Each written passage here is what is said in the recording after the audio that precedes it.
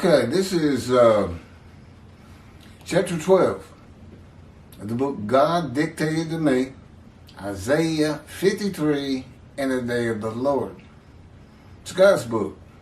Every word, every sentence, paragraph, page, chapter, and title. Every bit of it comes from God. Divinely received. He spoke to me. He continues to speak to me, and I speak to him. Just like Moses, I am his prophet like Moses to deliver two covenants. In this, the day of the Lord. And we know it's the day of the Lord because of Jeremiah 31. See, a time is coming, the land will bloom again. That began in 1948, when the state of Israel was created. See, a time is coming, the ruined city shall be restored and Jerusalem rebuilt. And they had been Tel Aviv, Jaffa, Jerusalem, much greater in size than it was in antiquity. See, a time is coming, I will make a new covenant with you. Well, that's today. Who's got the covenant? It's a covenant, and if you understand how he wrote it, he says, I will make a new covenant with you that will write Torah on your heart. All will heed me because I will forgive your sins and remember them no more, and iniquities, and remember them no more. There's much more on this. There's actually a video on the new covenant you can find, I think, somewhere between 9 and 12, and I might stress you might try to find chapter 9 on the redemption era. It's in 4 parts, but it's worth watching. I kind of stray left and right from the text of the book and just discussing things that are in the book. But it's just, it's got a lot of information in it. Okay, 12. Divine inspiration of prophecy fulfilled. And leaving Nazareth, he, Jesus, came and dwelt in Capernaum, which is upon the sea coast, in the borders of Zabulon and Nephthalim, that it might be fulfilled, which was spoken by Esaias. That's a lot. That's Isaiah, by the way. Yes, this is from the New Testament. By Esaias the prophet, saying, the land of Zebulun and the land of Naphtali by the way of the sea, beyond Jordan, Galilee of the Gentiles. The people which sat in darkness saw great light. And to them which sat in the region and shadow of death, light is sprung up. From that time, Jesus began to preach and to say, repent, for the kingdom of heaven is at hand. That's Matthew, chapter 4, verses 13 through 7 of the New Testament. This is what was actually said, as opposed to Matthew, the book of Matthew's rendition. This is what is in the Hebrew Bible. And there's no telling what the New Testament now says, since the Christians seem to change little words here and there to make it more palatable that the book is prophetic of the coming of Jesus Christ. 4, if there were any break of day for that land, which is in straits, only the former king would have brought abasement to the land of Zebulun and the land of Naphtali, while the latter one would have brought honor to the way of the sea, the other side of the Jordan, and Galilee of the nations. This is not a prophecy to be fulfilled and has nothing to do with Jesus. You didn't hear his name, did you?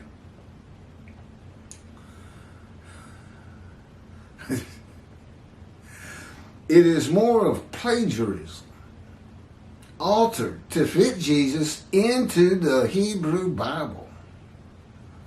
They're going out of their way and rewriting it. They put Jesus in Isaiah's prophecy. He wouldn't have known his name. His name's not even supposed to be Jesus. Well, go look at the dream of Joseph. It's also in Matthew. Presumably how he knew his wife was pregnant without having sexual relations. You're not going to tell me, are you? Okay. I should know the name of what he was supposed to actually be called. But anyway, it's more of plagiarism, altered to fit Jesus into the Hebrew Bible. This is a statement in the last verse of chapter 8 concerning the coming defeat of the northern kingdom of Samaria, also sometimes called Kingdom of Israel, or, well, anyway, also called the Kingdom of Israel or Ephraim, that's what I was looking for, by the Assyrians. This ends chapter 8 regarding the northern kingdom, and then chapter 9 begins regarding the southern kingdom, Judah, and an exaltation of the birth of King Hezekiah of Judah in the southern kingdom. This is one of my favorite chapters, my favorite stories about the deceit of the New Testament. It has no bounds, it has no boundaries. The people who walked in darkness have seen a brilliant light. This is Isaiah chapter 9, 1 through 5. On those who dwelt in a land of gloom, light has dawned. You have magnified that nation, have given it great joy. They have rejoiced before you as they rejoice at reaping time, as they exult when dividing the spoil for the yoke that they bore and the stick on their back, the rod of their taskmaster. You have broken as on the day of Midian. Truly, all the boots put on to stamp with, and all the garments donned in infamy have been fed to the flames, devoured by fire. For a child has been born to us, a son has been given us, and authority has settled on his shoulders. He has been named the mighty God is planting grace, the eternal Father, the peaceable ruler. That would be Hezekiah. The son has been born is not Jesus. That's Hezekiah. See, this is coming from the 9th chapter. The 8th chapter is the one where suddenly a land in straits sees light. And this, everything I just read is about also lands in strife. They were always being attacked. In the 9th year of Hoshea, the king of Assyria, it's Assyria who defeated the northern kingdom. It's Hoshea. Assyria captures Samaria. He deported the Israelites to Assyria and settled them in Hala, at the river Habor, at the river Gazan, and in the towns of Media. The king of Assyria brought people from Babylon, Cutha, Ava, Hamath, and Sepharvaim, and he settled them in the towns of Samaria in place of the Israelites. They took possession of Samaria and dwelt in them. This is it's the exporting of Israelites and the importing of Gentiles. Okay? Now, when the exiles returned, and of course they're returning to go to Jerusalem, which is considered part of Judah, but at the same time, they couldn't even go back to the northern kingdom. Exiles could not go back to their homes in the northern kingdom that was occupied by Gentiles, who did try to disrupt the building of the second temple by the exiles.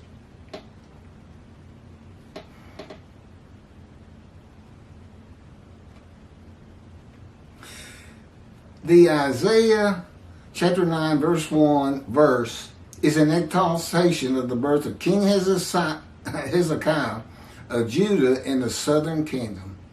The Assyrians were now threatening Judah, which is why there was a great exaltation of the birth of Hezekiah.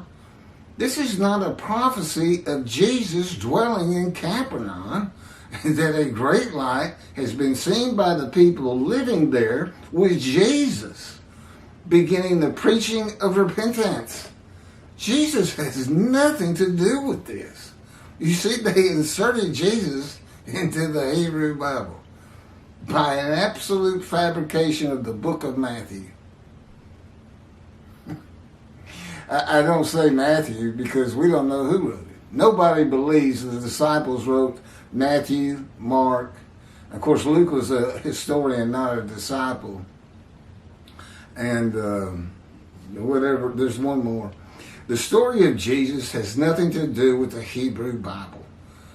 It is not prophetic of Jesus in any way. The writer of Matthew tells his readers, a prophecy has been fulfilled by Jesus, and combines two verses, changing their meaning and context, and includes an act of Jesus to make it seem as though Jesus was in the prophecy.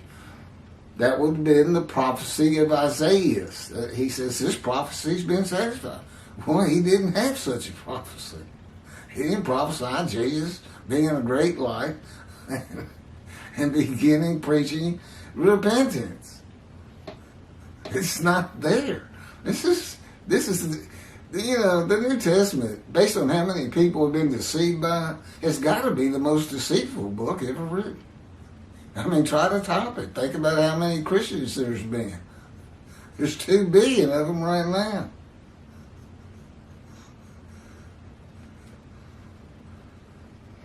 From the days of the writings of the New Testament through the Middle Ages, the world was illiterate for the most part, and very few people had access to the Hebrew Bible or could read the Greek translation of it later and then translate it to English. No one could examine the veracity of the unknown writers of the Gospels and determine if a prophecy was really fulfilled, and relied, as they do so much today, including relying on people like Tovia Singer, Jews for Judaism, Michael Skobach, who so like to quote Rambam and act as though it's coming from the Hebrew Bible. At least they don't go out of their way to say it's not in the Hebrew Bible. False teachings, deceptive cheat. I'm just learning about religious people. I was an atheist for 50 years. God was with me from birth to orchestrate my life to fit Isaiah 53, a life of pain, suffering, sorrow, familiar with disease, afflicted by God, who God chose to crush with the disease, expose him to death, but give him long life. I was diagnosed with stage 4 lung cancer. They told me it's untreatable. I said, what do you mean it's untreatable? Never had a doctor tell me that. This is 5310, by the way. And good luck finding somebody else who will fit it like I do. I said, what do you mean? They said, you have to prepare to die. Then they showed me the pictures, white spots all over my lungs. And this was following colon cancer, which they had to cut me open, stem to stern, just like they did when I got shot through the abdomen when I was 18 from about 2 feet away. And they got a big tumor out that had burst through my colon. I've been bleeding internally for almost a month. I was on my deathbed when I got a colonoscopy that revealed it. And then I went through colon chemo, and when they did subsequent tests, they said, well, it's gone. And it hasn't come back. And but then they said, you need to come back in, we're going to run some x-rays. And they told me, they said, we got bad news. I said, well, that's a surprise. And they said, the colon cancer spread to your lungs. You know, you got stage 4 lung cancer, it's untreatable, et cetera, et cetera. I left the hospital that day, and I never saw a doctor again. And that's when the planes hit New York 22 years ago. God removed the lung cancer. I know that to be a fact because I've seen x-rays of my lungs since. I didn't go in to really see a doctor. I just went in to have a checkup. But primarily, God wanted me to see, I guess, it's what he had done for me. Not a spot on those lungs. And that's just not possible with lung cancer. They don't just go away, period. You know, you're lucky if you live a year with lung cancer, whether it's treated or not, stage 4. Now, here I am. I even went on to become a triathlete, running half Ironman distances. You know, races that took like 8 hours, swimming, biking, and running.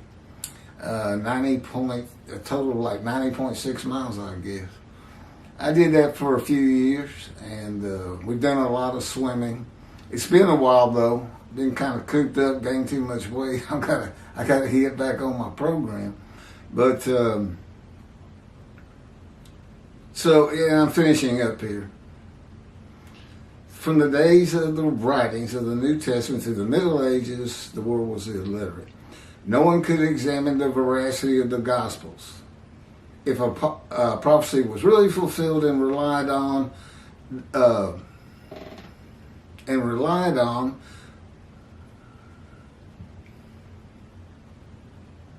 let me start that over. No one could examine the veracity of the unknown writers of the Gospels and determine if a prophecy was really fulfilled and relied on religious leaders' assertions that they were written by divine intervention. That's how the Christians explain the New Testament. That basically the Holy Spirit dictated it. You know, the Muslims say Gabriel, the angel Gabriel, who he doesn't exist in the Hebrew Bible. That's a fabrication of the New Testament also. Gabriel appears in the book of Daniel, which is not a book of the prophets. Okay, but he's just a man in the story. I think he was asked directions to someplace or something, or he gave directions. Yeah, he's just a man in a dream. But Muhammad says the angel Gabriel came to him and basically gave him the Quran over 20 years or something. And then his followers are the ones that actually wrote the Quran. Muhammad did not. Anyway, I believe that book to be mostly plagiarism too. You know, incorporating their norms and their culture and this and that and adding things. But, you know, the first people to go and believe in a God who is one was the Jewish people. And Muhammad announces the same thing in the Quran. You know, they were just pretty much tracking the Jewish Bible. Today, there is a new complete translation of the Hebrew Bible into English that is far superior to the Hebrew to Greek to English translations, which, for instance, leave out quotations on 52, 13 through 15 that are combined, and 53, 1 through 6 that are combined. Nobody sings to heaven. However, the JPS 1985 version of the Hebrew to English translation, it has it. And it makes a difference in your interpretations of what's going on in there.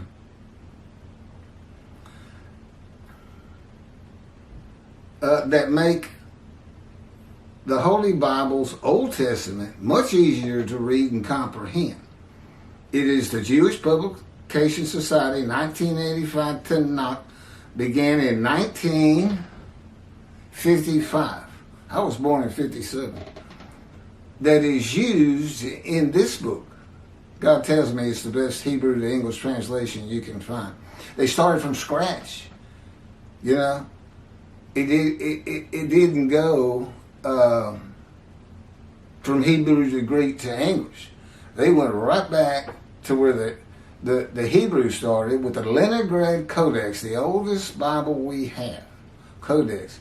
They hired linguistic experts that spent their life on nothing but linguistics.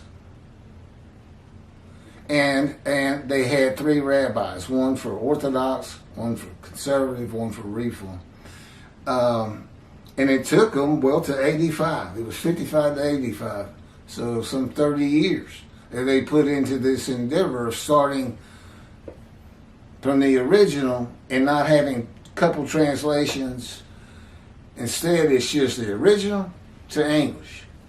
The original Hebrew Leningrad Codex to English. It's far superior than anything out there. But you got to get the 1985 version. There's earlier versions by JPS that do rely on the Hebrew that had been translated to Greek and then to English. You want 1985.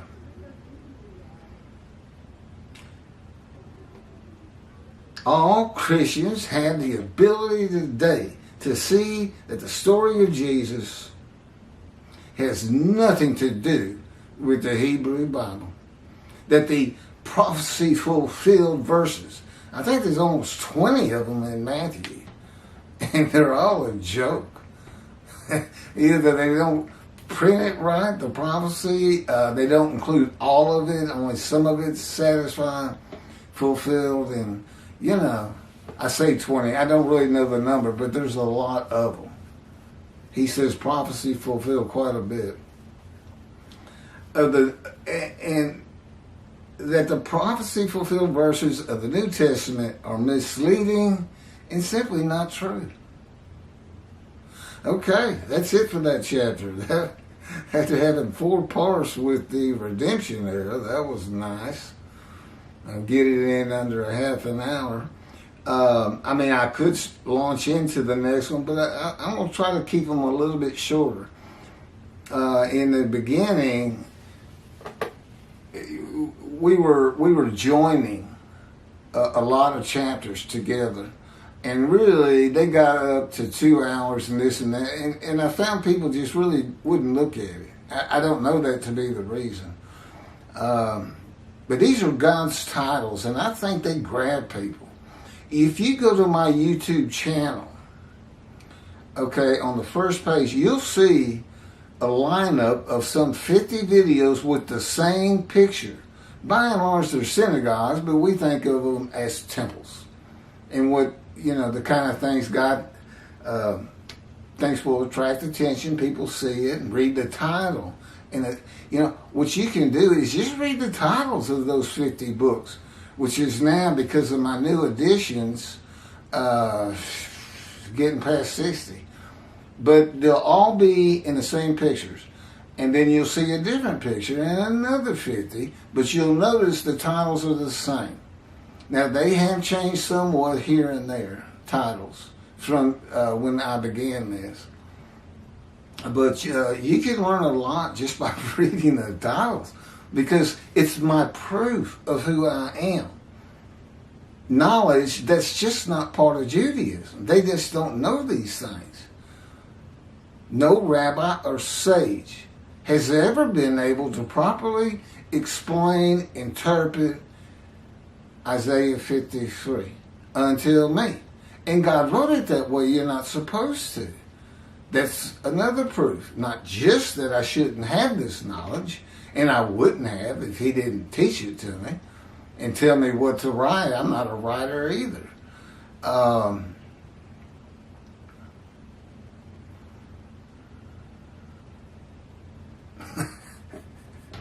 Holy Spirit said, I thought you were going to cut this short. I guess I better stop right there. But watch all 50 of them. Share them. People are sharing these videos. I'll see a video. When you post when you repost, re-download and re-upload and repost a video, 15 notifications go out. Now, just 15. I don't know who they go to. I mean, if they go to China, I'm not going to get much of a response. They go all over the world. But what I'm finding is, and this happens about every 2 days, a particular video will start getting shared. Now, I don't know what kind of groups share they're really interested in a religious video and why they could have so much friends. But I've gone over 300 views on many different videos. Now, there's only 15 notifications, so 300 means it's being shared. And so have at it. The whole idea of this book is the proof of who I am, because nobody's going to believe me just because I say it. God gave Moses 3 proofs. He gave me 3 proofs. The first one's this book and the knowledge that I have that nobody has had before me. I was an atheist for 50 years, but suddenly I'm the smartest rabbi and sage that has ever lived in the history of the Jewish people. And if you are Jewish and religious, you read this book and you're going to know more than any rabbi, for the most part, unless some of them have also read it, on the face of the earth. And it's going to make sense to you for the first time, because it draws books together. To get to the day of the Lord, you got to know Isaiah 11 and 53, and that a man is coming. You have to know Jeremiah, see a time is coming. That's chapter 31, 3 times, see a time is coming. There's a new covenant. Well, where do you find it? Malachi 3. There's only one other covenant, it's covenant of friendship, and that comes with Moshiach. God grants it. As I've said, the covenant of friendship and the covenant that's in Malachi 3, which is sin forgiveness. That's what Jeremiah 30, I'll make a new covenant with you. That new covenant is sin forgiveness. And there's a video on it. It's sin forgiveness. Same thing he did, it's a repeat. Same thing he did for the exiles in Isaiah. He told them, I forgive all your sins and remember your iniquities no more. And he said, not that you deserve it. It's for me. They became a holy seed, and what do? They built the second temple. Okay, when these books are published, and I need help getting that done, because the Jewish publishers, they're just beside themselves. They've never seen such a thing. They don't know what to make of it. Is this an attack on Judaism? To an extent it needs it. It's really straightening Judaism up. It's got nothing to do with Torah. God's pleased with what the Jewish people, the religious people have done with Torah. He likes it. Rituals, high holidays, shuffling when you're praying, singing the hymns in Hebrew. I actually went to a conversion class at the largest conservative synagogue in America, here in Houston. And I went to all the holidays, met a lot of people, loved them all, and did not tell anybody who I was.